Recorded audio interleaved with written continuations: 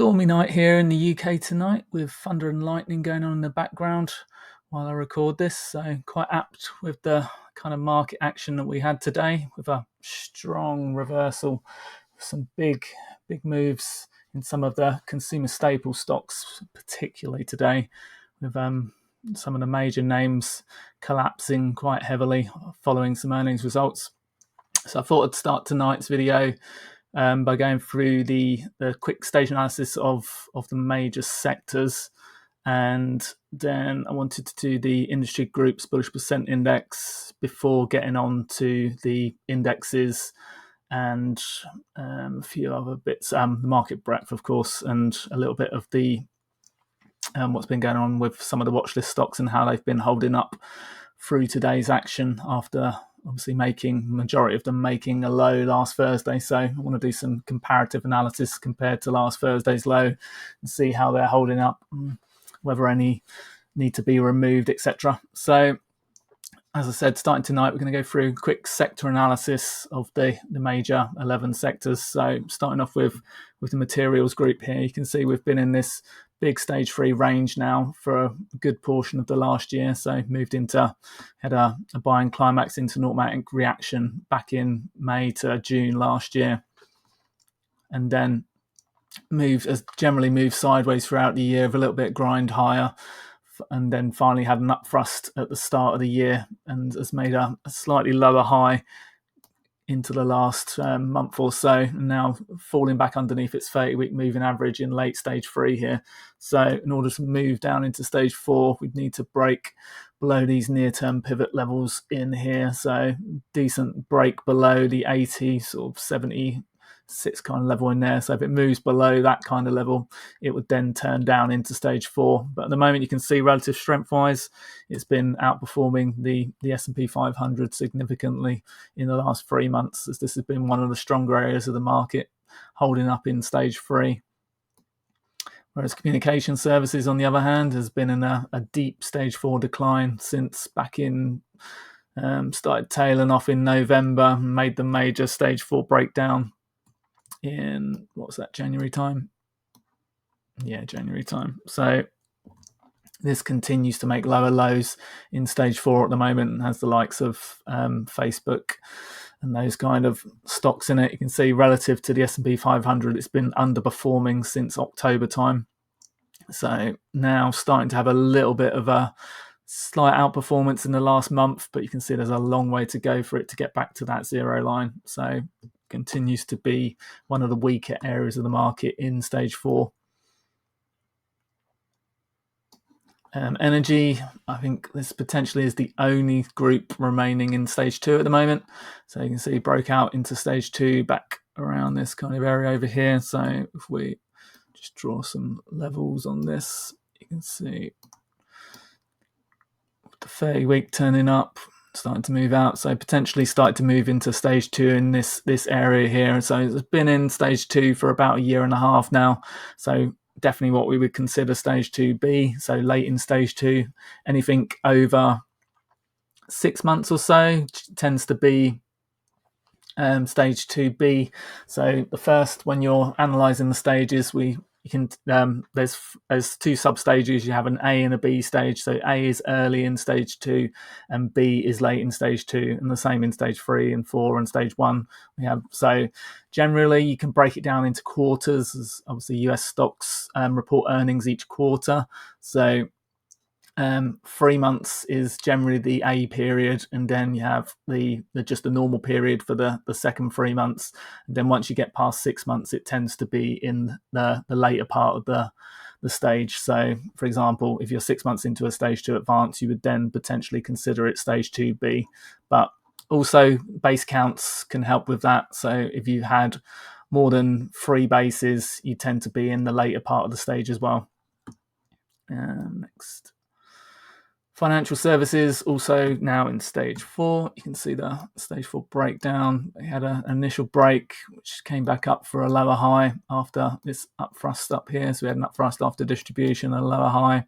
So lower high test, last point of supply, and then further breakdown. So breakdown into stage 4.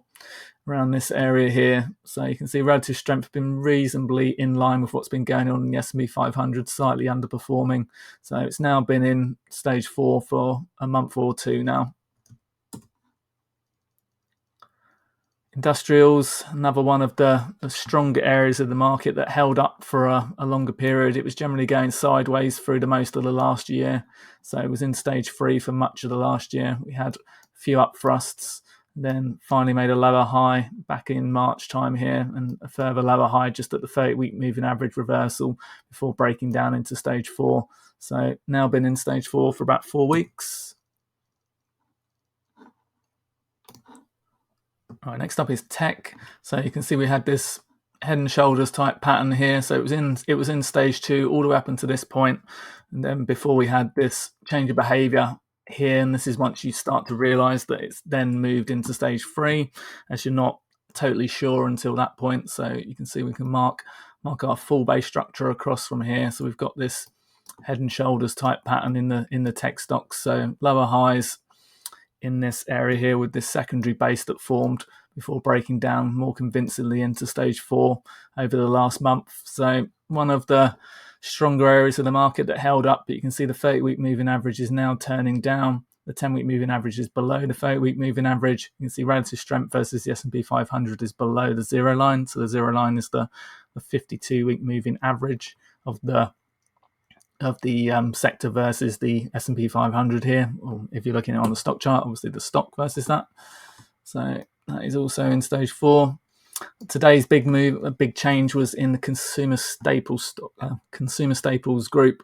So we had a massive move in this today. It's not a group that moves like this very often. You can see not since the COVID lows really have we had moves like we've seen. Had one big down thrust here, but this was the biggest weekly candle we've had since it's probably since one of these in terms of an actual body on a candle, since probably this candle here. So still just a change of behavior and moving into stage 3 here, not yet in stage 4. We've got a swing low below the 30-week moving average there. We've made an up thrust and then broken down with a significant reversal bar here. So it's looking weak in stage 3 now with some significant volume in the last few weeks here. So definitely some distribution coming in. You can see the expansion of the spread on the weekly price bars here as it's moved lower. So relative performance versus the S&P 500 has been outperforming since the start of the year. So this has been one of our areas of strength. And looking at the sector breadth chart visual that I do for the members, it's been one of the only remaining groups in the upper end of the scale. So we'll have a look at that in a minute, and I'll show you the change going on in there. Another stage 4 breakdown going on in real estate here. You can see it's actually been attempting to hold at the stage 3, the bottom of the stage 3 range for the last few weeks here. It's finally looking more convincing into stage 4. So we've now got, again, another bit of a head and shoulders type top on this with a lower high back in April time before significant reversal bar into here, back through the 30-week moving average, and then expanding out to the bottom of the range here and attempting to hold, but pushing back into the resistance and failing at the resistance this week and reversing back towards the lows. So that one, another one potentially in early stage 4 now. Utilities still holding up. Could potentially still say this is in late stage 2. Although I'd argue with this recent move here, you see the expansion of the spread on these candles. So we had a small candle here expanding and expanding further. So we've got a little bit of a change of behavior going on from these previous pullbacks here, which were a little bit more orderly, a little bit more grinding sideways type reactions. So this one's a little bit of a sharper move. Had a move towards the highs and then a quick flush back down again. So to me, that's a little bit of a change of behavior. And then 3 weeks of tight bars here with barely any move in the closing price here, and a lot of moves up and down within a tight range here. So it looks like a continuation type move there. So this could potentially obviously make a continuation break towards the downside here. So which would it would still be in stage 3. But at the moment, this is either late stage 2B or it's in early stage 3.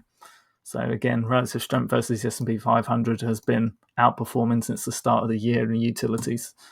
Another stage 3 is in healthcare here. So if we look at the lows of the range here, it's near the bottom of the range. So potential for this to break down into stage 4. We've got an up thrust here. We've got some expansion of the spread on the way down here. It started to stall a little bit, attempted to move up into the 30-week moving average, but has squatted. So a little bit of a reversal pattern here. So if this obviously makes a move to the downside here, then you could potentially break down to stage 4. You can see with the 30-week moving average just starting to roll over here, so potentially turn that down properly. But again, this is another area that's been outperforming the S&P 500. So healthcare within the S&P 500. Healthcare in the broader market has been very weak for a very long time. So this is the S&P 500 healthcare stocks are a bit of an outlier in that regard. We look at consumer discretionary to finish up on the sectors here. You can see this is also in stage 4, and it's potentially one of our worst stage 4 declines at the moment. So you see 4 weeks now actually thrusting to the downside to lower lows again. So form this redistribution pattern within the stage 3 range. So we can see from the top, the stage 3 top here, we had this change of behavior within this area here before rallying back up into the 30-week moving average, and then a sign of weakness, the fact that it couldn't even rally back up through the 30-week moving average and get back towards the top of the range. It formed a secondary base within the lower half of the original base, topping the top of the original structure. So sign of weakness there, and then rolled over at the 30-week moving average again before moving down into stage 4. And you can see the relative performance versus the S&P 500 since the start of the year has been terrible. It's now making lower lows in line with what's going on in the price action here. So if we look at this from a summary point of view, relative strength wise, you can see energy remains our top performing group here, with utilities and healthcare there, followed with consumer discretionary at the bottom, and communication services and tech in the lower end of the scale, underneath underperforming the S&P 500. We look at the sector breadth charts. So this is from the weekend. So this has actually changed now a little bit. So I did a calculation earlier on consumer staples with that move we saw today. So consumer staples is now down to 28%. So we're now into this area here. So we've had a move down 2 boxes in the relative strength table here. So this is the percentage of stocks above their 150-day moving averages. So only energy and utilities remain within the upper half of the table now, with utilities still around, I think it's about 58% today, and energy about 83%, if I remember correctly. So these two both still holding. Energy is still the only one in the stage 2 area. So this green area here is the stage 2 zone, anything above 60%. Stage 3 zone is between the 40 and 60% area here. So these two neutral areas, and the bearish zone, which is stage 4 zone, is below the 40% level. So almost all of the sectors are now in the lower zone. So back in the COVID lows, as I said on the weekend video, every single group was in the lower zone, and we got multiple groups actually made it into the bottom 10% as well. So we're not quite as sold off as that yet. And the fact that energy is still holding up in stage 2 is a bit of an outlier still. So we might need to see that come off in order to get that real panic. But we are seeing some signs in the energy group of potential weakness. So it's struggling at the highs at the moment. So if it does come off, it's an area that could come off very quickly, as obviously the strong relative strength groups, when they do come off, tend to liquidate quickly. So it's a bit of a dangerous area at the moment. If we start to see this dropping, you start to see energy dropping through this key 70% level, then that would be a big sell for that group. So that one's a warning there. Right. Next up is the industry group's bell curve. So I've been tracking this each week now for the last month or so, as we started to shift back across from we had a lot more stocks or groups in the stage 2 zone a few months back. So we've now only got 11 groups in the stage 2 area at the moment on the bullish percent table. So this is made up of the bullish percent indexes of the IBD Industry Groups. So there's 200 groups. So this gives you a good proxy of what's going on in the market. So it's another way of looking at this data. This does the sectors, this does the industry groups. So we're breaking it down to a bit more of a granular level with this. So there's the 200 industry groups that IBD does.